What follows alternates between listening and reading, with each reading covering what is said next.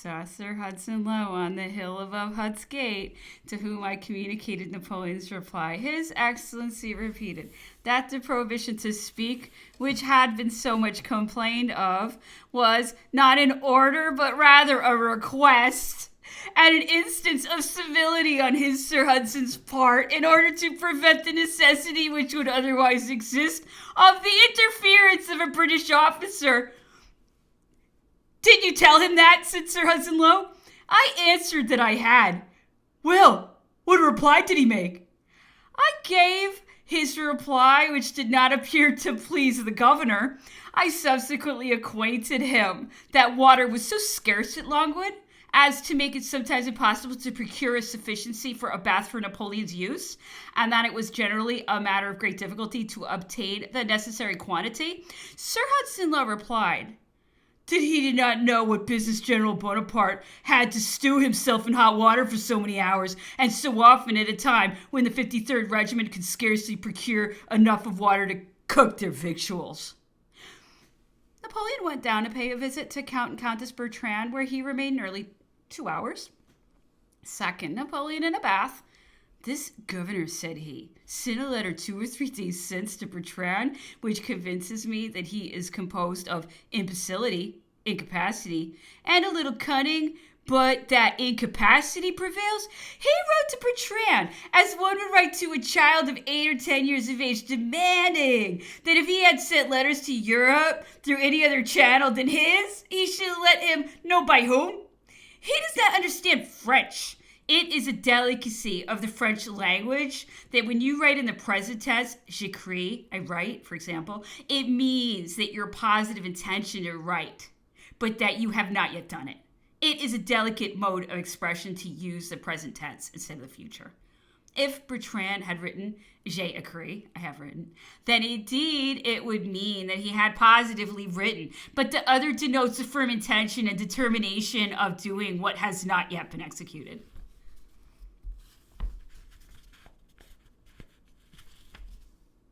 He might be excused for not having known the delicacies of a language not his own if he did not pretend to offer remarks upon them. In his situation, he ought to be like a confessor, forget the contents of letters after having perused them. What else but la rage, the itch, to write and find fault could have produced such an epistle to Bertrand? I am told that there is a cook here who had formerly served him, who relates that he was in the habit of going into the kitchen of Plantation House and telling the cook, you shall cut off so much of this meat and stew it, so much more, and roast it, and in a similar manner with every other dish, and that he was quite at home when he got into the kitchen. Montauban tells me that a short time ago, when debating about the expenses of the house, he observed that we soiled too many shirts, and that we must not in future shift ourselves so often. The third, had some conversation with Napoleon relative to the governor's attempt to explain away the prohibition to speak.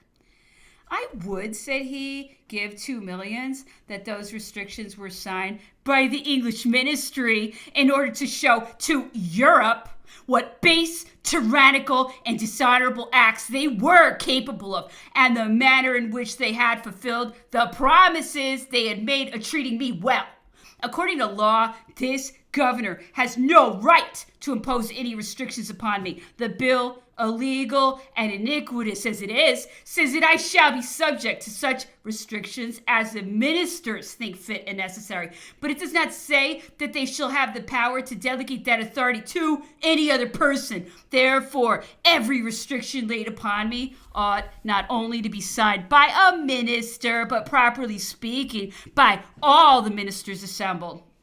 It is possible, continued Napoleon, that part of his bad treatment arises from his imbecility and his fear, for he is a man who has no morale. Un poco di scaltrezza e molto imbecillità.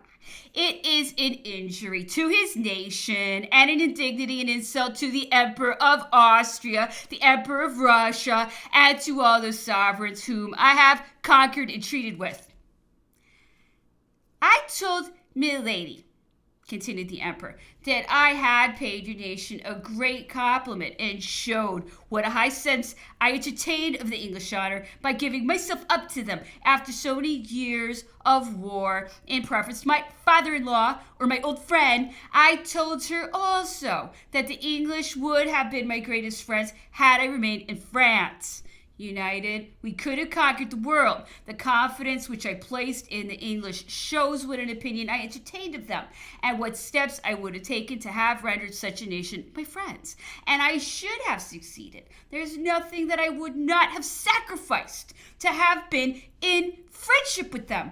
They were the only nation I esteemed. As to the Russians, Austrians, and others, said he with an expression of contempt, I had no esteem for them. Now I am sorry to see that I erred in opinion, for I had given myself up to the Emperor of Austria. He, however, he might differ with me in politics and think it necessary to dethrone me, would have embraced me closely as a friend and have treated me with every kindness. So also would my old friend the Emperor of Russia. I told this to milady. Also that the treatment of the Calabrese to Murat was humanity compared to it, as the Calabreses soon finished Murat's misery. But here is Mituin, a coup de peigne. They killed me by inches. I think that your own nation will feel very little obliged to this governor for having conferred upon it a dishonor, which will be recorded in history. For you are proud and have the honor of your nation more at heart than even your money. Witness the thousands that your milords throw away annually in France and in other parts of the continent to raise and exalt the English name. Many of your nobility and others would voluntarily have subscribed thousands to have prevented the stigma which this imbecile has brought upon your nation. Fourth, the scarcity of water at Longwood has daily increased, and the greatest part of what has been brought up sour, turbid, and a very disagreeable taste, in consequence of having been conveyed in old wine and rum casks, which necessarily communicate a sour and unpleasant taste to the water. The fifth, a complaint made officially by Captain Poppleton to Colonel Wynyard of the state of the water. Cipriani in town, employed as usual. The sixth, Lady Lode paid a visit to Countess Bertrand. Sir Hudson Lowe had a long conversation with me relative to Napoleon, the purport of which was that if he put the limits on the road footing, Napoleon should not make a practice of visiting the houses that were situated in them, and at the same time that he, Napoleon, should not know that any restriction existed to prevent him. Informed him of some of the sentiments which had been expressed yesterday by Napoleon. His Excellency said that there was a great difference between limits for exercise and limits for correspondence and communication. And if he gave larger limits, they must be subject to the restrictions of not entering a house unless accompanied by a British officer. I observed that there were only 4 houses within the limits of Woody Range. Sir Hudson said that perhaps it might be settled by his giving General Bonaparte a list of such houses as he would permit him to enter. I informed him that Napoleon had said that if he had a mind to intrigue with the commissioners or with others, he might easily do so by instructing them to meet him within the limits of the alarm house, which was always in his power to effect, but that he, Napoleon, would never do any such thing which had the appearance of an intrigue. Sir Hudson replied that General Bonaparte had never been without intriguing and never would.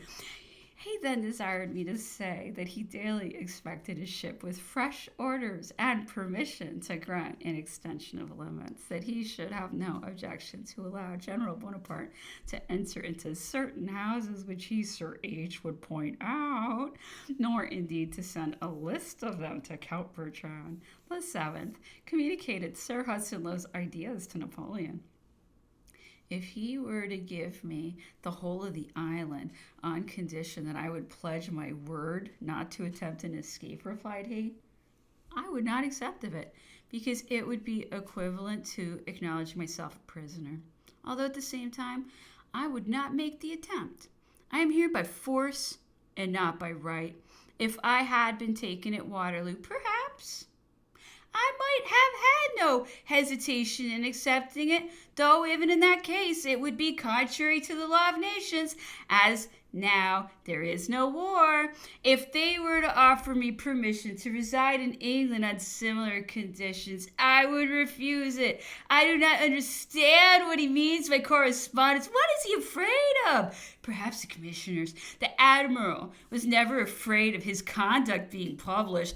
I hope, continued Napoleon, you told him. I said that they had not the right to impose any restrictions unless they were signed by the ministers. I replied that I had, and that the governor had said that he had it in his power, and that the governor had said that he could impose whatever restrictions he thought necessary. By the bill, replied Napoleon, he has not the right. By the law of force, he can do what he likes. In the same manner as the English Parliament have passed a bill to legalize illegality and to authorize a prescription contrary to the laws of nations, to good faith, and to their own honor. But even in that, it is not allowed to delegate the authority.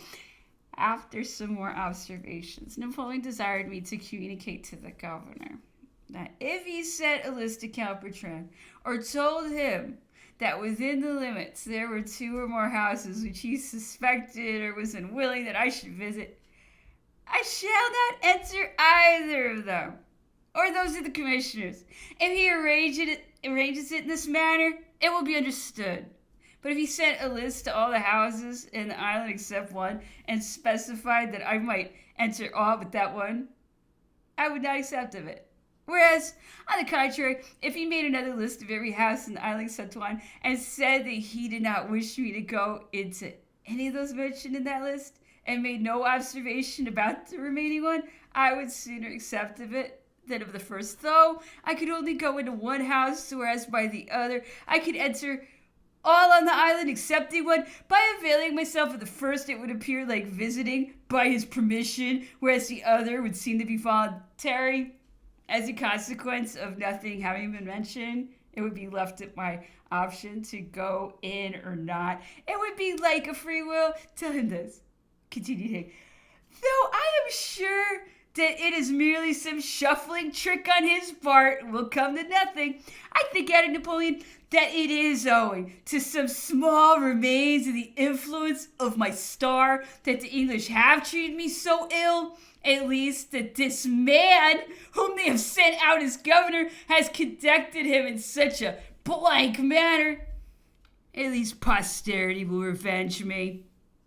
The meat has been of so bad a quality for some days that the orderly officer has thought it incumbent upon him to return it accompanied with official complaints.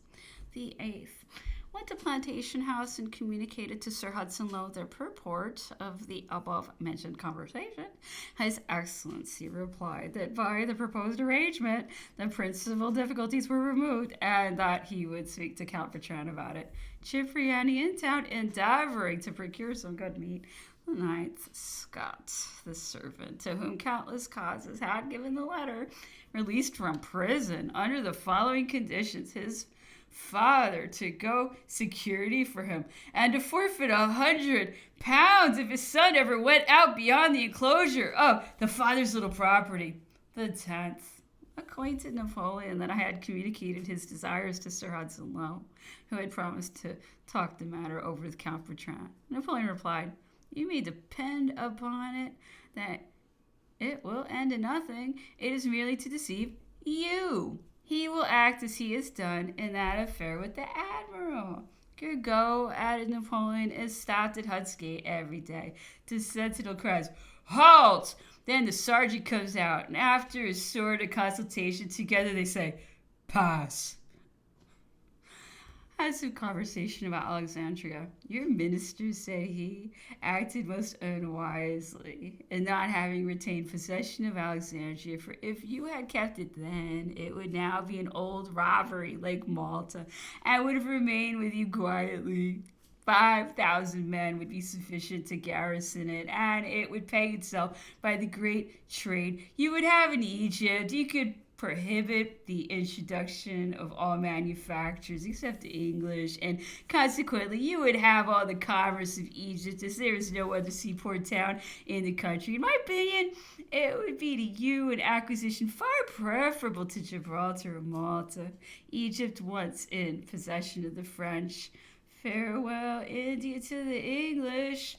This was one of the grand projects I aimed at. I know not why you set such a great value upon Gibraltar, as it's a bad harbor and costs an enormous sum of money. From it you cannot prevent a fleet from passing into the Mediterranean. When I was sovereign of France, I would much rather have seen Gibraltar in your hands than those of the Spaniards, because your having possession of it always fed the hatred of the Spaniards against you. I observed that it had been reported he had intended to besiege it, and for that purpose had marched a great army into Spain, although others said that his object was merely to get his troops a footing in the country. He laughed and said, "C'est vrai, it is true. Turkey," added he, "must soon fall, and it will be impossible to divide it without allotting some portion to France, which will be Egypt. But if you had kept Alexandria, you would have prevented the French from obtaining it, and of ultimately gaining possession of India, which will certainly follow their possession of Egypt."